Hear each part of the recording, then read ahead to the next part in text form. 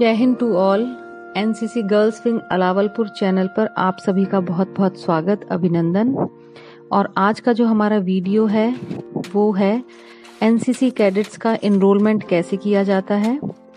जैसा कि हम सभी जानते ही हैं कि किसी भी कोई भी कोर्स होता है, कोई भी हम कहीं पे भी इनरोल होते हैं तो उसके लिए कुछ एलिजिबिलिटी क्राइटेरिया होते हैं।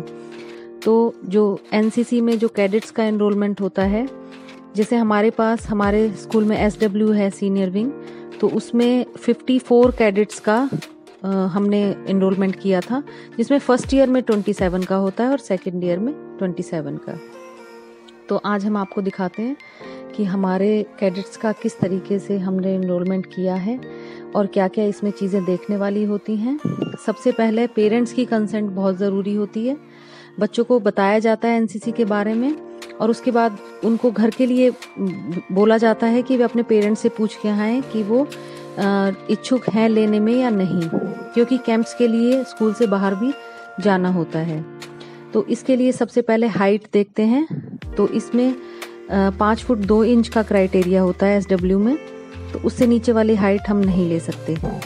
तो इसमें हाइट का पहले देखते हैं, उसके बाद बच्चे का, कैडेट का हैंड्स, लेग्स, इन सब का पोस्चर और आई साइट का और रेसिंग का, स्टेमिना का, इन सभी चीज़ों का बहुत ध्यान रखा जाता है। और फ्लैट फुट का भी ध्यान रखा जाता है। जो स्टूडेंट्स फ्लैट फुट होते हैं उनको हम एनसीसी में नहीं ले सकते।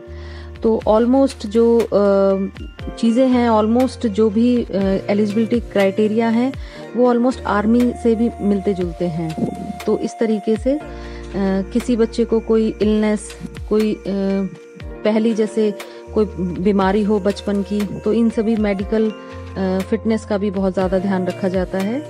और पूरी फिजिकल फिटनेस के बाद ही हम कैडेट को इनरोल कर सकते हैं। इसमें पूरा हमारा जो यूनिट से हमारे पीआई स्टाफ आते हैं, पीआई मींस परमानेंट इंस्ट्रक्टर, तो पीआई स्टाफ और एएनओ नहीं है तो सीटीओ, तो केयर टेकर ऑफिसर या एसोसिएट एनसीसी ऑफिसर और पीआई स्टाफ की देखरेख में ही ये सिलेक्शन किया जाता है। और उसके बाद एक बॉन्ड साइन होता है। उस बॉन्ड में बहुत सारे टर्म्स एंड कंडीशंस होती हैं। कुछ टर्म्स एंड कंडीशंस कैडेट्स की तरफ से होती हैं और कुछ उनके पेरेंट्स की तरफ से और कुछ स्कूल की तरफ से। और ये मीडिया कवरेज भी हुआ था, हमारा जो सिलेक्शन हुआ था उसका।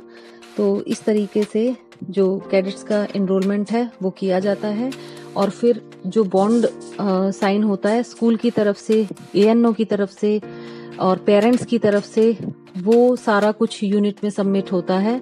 और उसके बाद यूनिट की तरफ से, बटालियन की तरफ से बच्चों का एक रेजिमेंटल नंबर इशू होता है और उस नंबर के बेस पे ही वो पूरा 2 ईयर का जो उनका टेन्योर होता है, उसमें उनका हर एक जो डाटा एंट्री होता है, वो रेजिमेंटल नंबर जो होता है उसके बेस पर ही उनकी आइडेंटिफिकेशन होती है।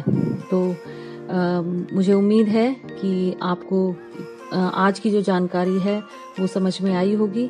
और भी अगर इससे रिलेटेड किसी की कोई क्वेरी है तो वह कमेंट बॉक्स में पूछ सकते हैं। आपका बहुत बहुत धन्यवाद। जय हिंद, जय भारत।